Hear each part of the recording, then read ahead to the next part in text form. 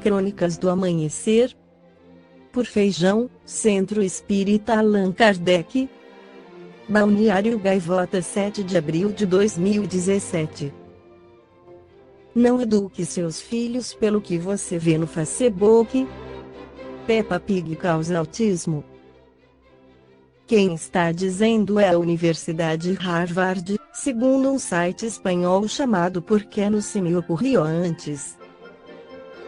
A notícia, segundo essa versão, teria sido ocultada devido à popularidade do programa, mas a internet ajudou a difundir seus resultados.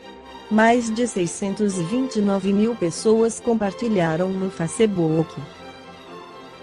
Você é daqueles que acalmam os filhos com um tablet? Pode causar um dano irreversível a eles, diz o Central Informativa TV, numa notícia que teve 947 mil interações no Facebook. As crianças passam mais tempo brincando com aparelhos do que interagindo com pessoas, lamenta o texto. Em 2016, falou-se muito de notícias falsas na política. Mas, no Facebook, as de maior sucesso dizem respeito a um assunto mais delicado: nossos filhos. Uma seleção dos textos sobre pais e filhos mais curtidos e compartilhados no ano passado no Facebook mostra que a maioria deles tem um vínculo escasso com a realidade, embora sempre haja um professor ou universidade citados aleatoriamente para dar peso à notícia. O estudo, que acusa Peppa Pig de causar autismo, não existe, nem o pesquisador de Harvard que fez a descoberta. A notícia sobre os tablets traz uma visão enviesada e sensacionalista de um trabalho de Jenny Radesky, da Universidade de Michigan, que recorda como seu artigo na revista Pediatrics foi confundido com um estudo e tergiversado como a prova de que tablets e celulares danificam o desenvolvimento socioemocional das crianças. Por que compartilhamos como loucos essas notícias? Elas aproveitam as fraquezas humanas, nos fazem ficar bem, dizem coisas bonitas de nós, oferecerem uma sensação de controle e aplacam nossos medos.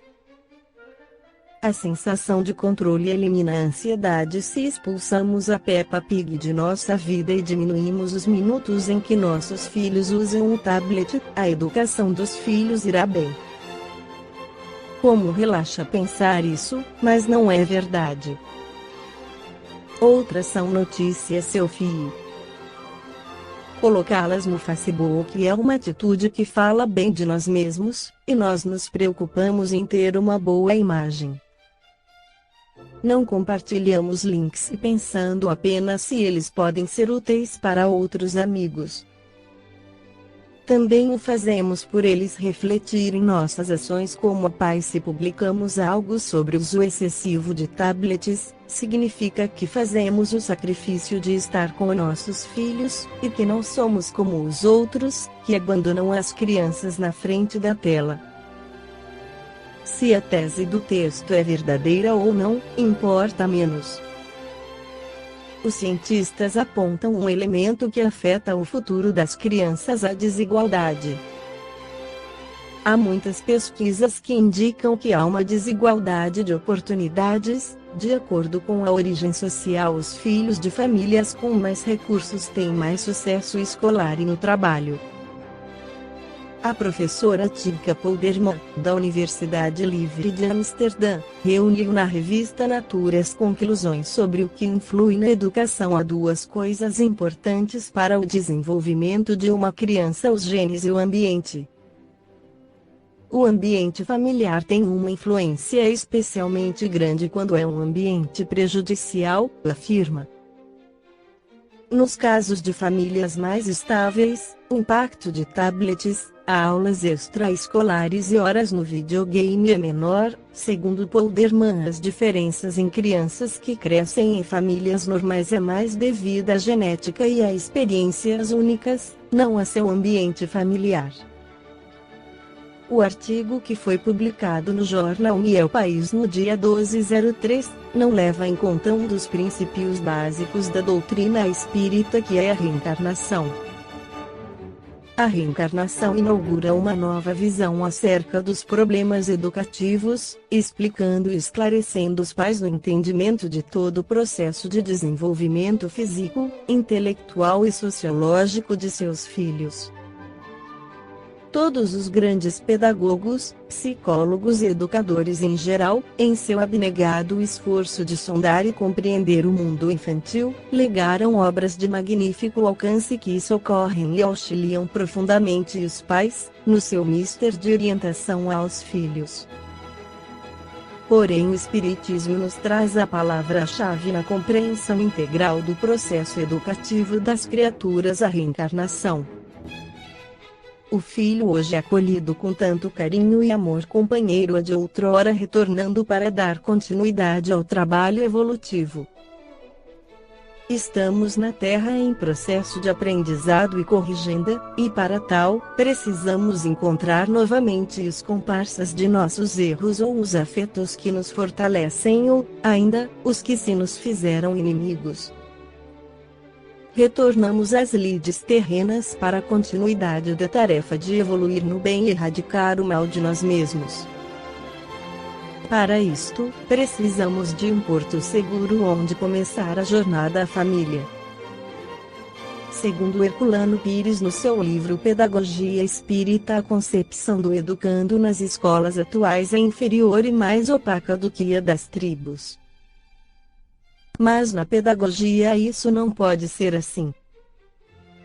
Por mais incapaz que seja o professor, se é caso se interessar pelos estudos pedagógicos, passará a ver o aluno com olhos radioscópicos. Vê-lo-á por dentro e não apenas por fora.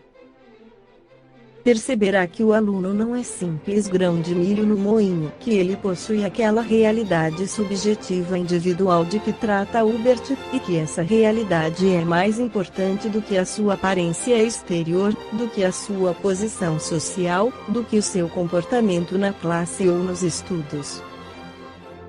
Assim procedendo, o professor descobrirá o mundo estranho, maravilhoso e complexo do ser, e então será, talvez, mesmo possível que compreenda a lição evangélica do amor aos semelhantes e até mesmo a do amor aos inimigos.